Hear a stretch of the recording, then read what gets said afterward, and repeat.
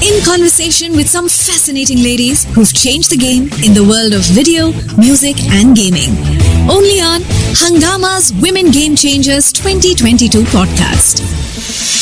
Hello everybody, this is your host Andrea D'Souza and welcome back to another episode of the Hungama Women Game Changers podcast. The Hungama Women Game Changers initiative was launched on 8th of March 2022 in order to felicitate and congratulate all the amazing work done by women in music, gaming and entertainment industries. And today we are in conversation with one of the winners of the first edition. We have with us today who has started her musical journey from the age of 15. She has been singing professionally since the age of 15.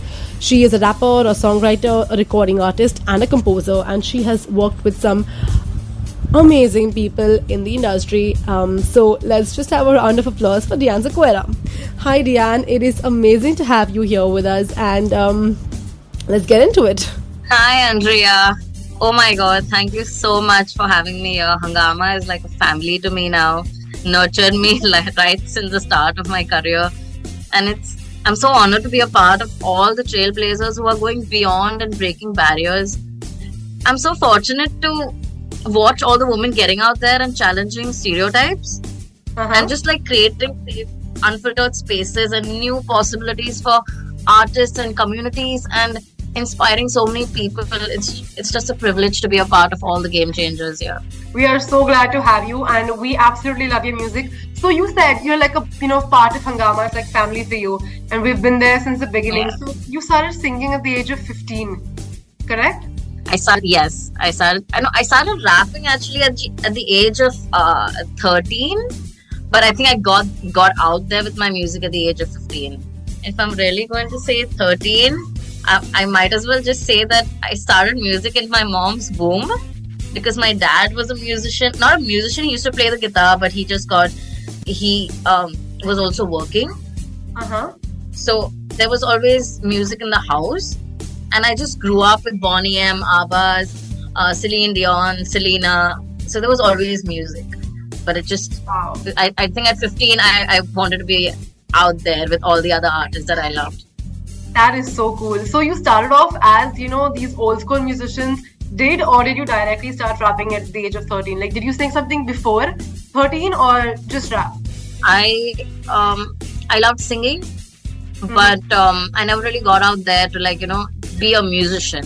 I was that person in school who used to write haikus and poetries, and I think at the age of 13, when I heard Eminem and Nicki Minaj, B.O.B., Busta Rhymes, I kind of just resonated in my head, and I just wanted to go with that flow. I wanted to say what they were saying, and I just kind of wrote their raps down and just inculcated rhythm in my poetry. And it's legit an acronym for rap, rhythm and poetry. Right. And I did that, and that's when I realized that I was more inclined towards hip hop than all the other genres. Oh wow! But then you've grown up listening to ABBA and Bonnie M and Blondie and everybody. Yes. So do you also have traces of their style of music into your music, or you've completely deviated from what you've grown up listening to?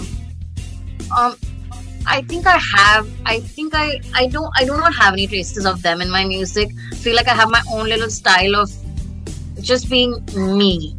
Although I've heard them, although I love their music, but it's also something that I never really wanted to put in my music. Makes sense. But then, how did rap come to you? Rap came to me.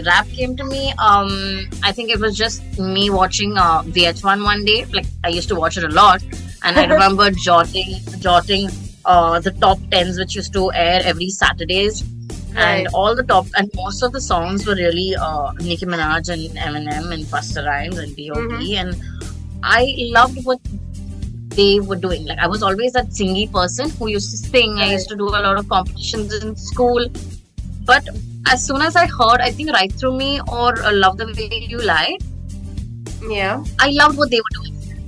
I don't know, it like lit a bulb in my head, but I wanted to do that, and that's how it began. That's how it really began. That's how I knew that I was bent over more towards rapping. And for me at that point, it was just talking really fast and with that beat and with that flow, because I feel like it was not as huge in India.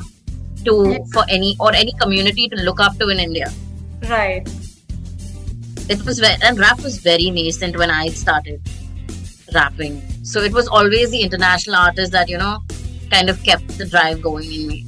Makes sense, actually. That's pretty cool of a story. Completely deviate from what you've grown up listening to. A lot of artists actually end up in those kind of genres as well. But your genre is completely different from what you've grown up with. So what's the one thing that motivates you to, rap? Like sometimes artists do get, writer's block. They can't really think of what to write, or, while making beats as well. You can't really think what to do after a while. So what do you do? What motivates you to keep going or to keep on making music? Honestly, I believe it's just me going through situations in life, and I feel like I have that kind of a space where I can write about anything. I can write paragraphs in books about what I'm going through right now or what I'm going through in the next second. So it's just playing around with words and just putting all your emotions out there. And it's not always about keeping a specific time to write or thinking about a specific topic to write. It's just your situation, what you've been through, what you're going through, or even empathizing for that matter. I have empathized with my friends who've been through stuff, and I just put myself in their shoes, and I have so much more to relate to them. And yeah, I think that's how I write, or that's how I go through if I'm writing a song, or sometimes it's just me putting a beat on, just going with the flow. So you're more of a, you're an experimenter more than a perfectionist. Like you like going with the flow. You like just doing spontaneous things. You're not someone who goes into the nitty-gritty of things, correct? I would say 60-40, maybe or maybe like a 70-30, 70 experiment. But then after that, I want to know where I'm going, and I need to know that that's the perfect thing that I'm doing, and I am on the right lines, and I will research, and I will do this, and I will do that. So I feel like I'm a 70-30 kind of a person. That makes sense, yeah. I think 70-30 is a good ratio to be, because if you are not a perfectionist, how will you ever know if your stuff is actually really good or not? Right. I know, right? And I can't. It's like I feel like I have an OCD when it comes to that. Like I want to be as experimental as I can. Right. But towards the end, I just need to stop. Be like, but I think the experimenting part is fun. Oh, it is fun. I have done gospel raps, and I remember when I did gospel rap, that before that, I think I didn't really know if I could incorporate rap in gospel. It's a very different kind of a rap entirely. Yes. And I never heard a lot of gospel rap. And I remember doing this stuff in Bandra, where I think there was gospel singing, and one of my friends told me to come and rap a gospel thing. And I began writing, and I just had the beat in mind. I had not listened to a gospel rap before. And I just began writing, and it sounded so good. And I was like, oh my God. This can be put into rap can be into any song, any genre, I don't know, it's so versatile that then I started listening to a little gospel rap, and it just blew my mind that there are people who actually do this. Wow. The very fact that you experimented and you got into a complete different, sector of rap in general is actually so cool. Yeah. Right. So, how many songs do you have out now? Like, how many?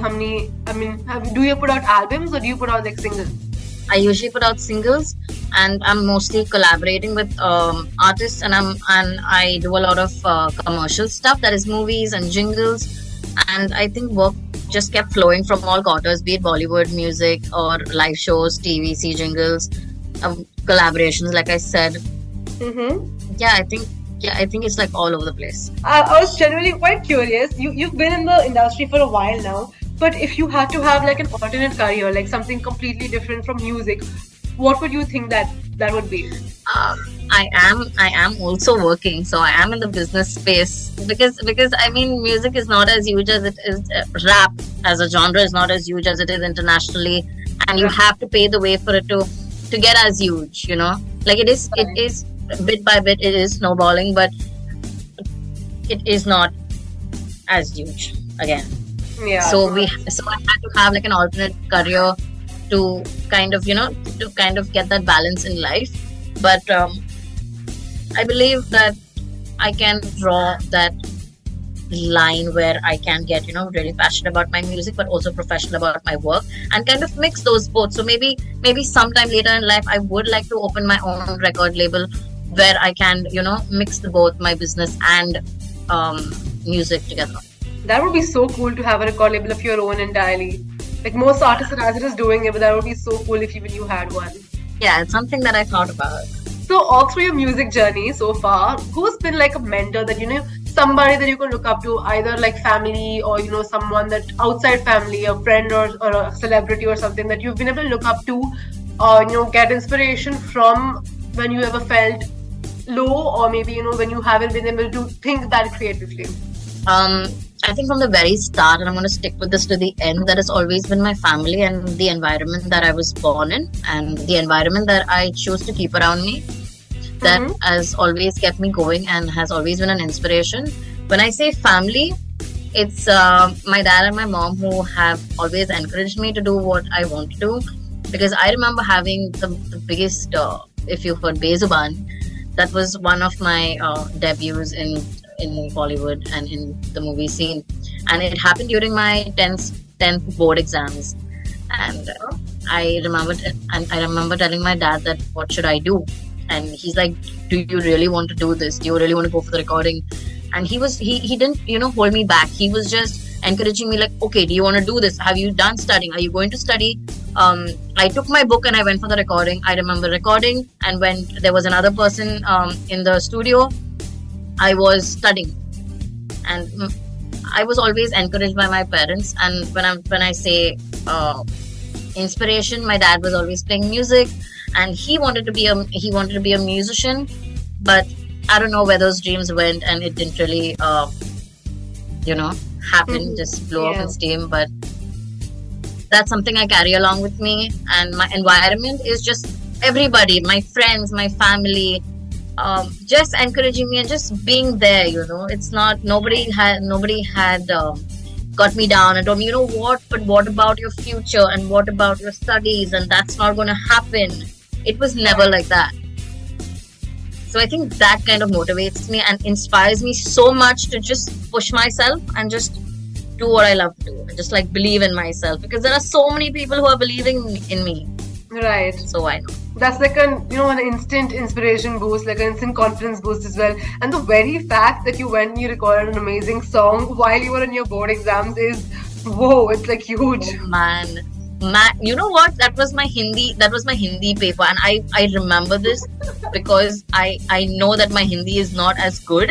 I don't know, but we got a distinction and we passed, so that was the best thing that ever happened to me. I got a good release, I got a good score, and that was the best. The rest is history. Wow, you got like the best of both worlds. You got the best out of your education as well as your career. That's amazing. Yeah. So how does it feel like to be a part of this initiative? The Game Changers all across these different industries, 3 different industries that intersect in some way or the other. Like, I know you were pretty happy to be here as well, but I mean, if there's something that you like to say to people who are inspiring to get to the level you are possibly, or something like the younger ones who want to do something great, something big, but they still don't really know how to go on with it. There's this one quote that I really go by. It's by Brigham Young. Brigham Young, and it says, if you educate a man, you educate a man, but when you educate a woman, you educate a generation. Wow. And that is actually so true. That is so true. If you see the 50 game changers right now, everybody has their own uniqueness to their art. Right. And that's so inspiring. Even the gaming, even for gaming, I went through all of them, and I was so happy. There are some artists who I look up to, and being within them, it was amazing. So for people, for people out there, getting out there, I'm just going to tell them to be passionate about their art and have confidence in that passion. Because you will come across a lot of trolls that demotivate you and like break your spirit, and it's you and only you who can believe in your art and push yourself through to the surface. Anyway, Diane, it was amazing speaking to you and amazing having you here with us on this podcast. Thank you so much, Andrea. Thank you to the entire team of Hungama for having me here. It's been a privilege. and it always will be. Thank you, Rian. In conversation with some fascinating ladies who've changed the game in the world of video, music, and gaming. Only on Hungama's Women Game Changers 2022 podcast.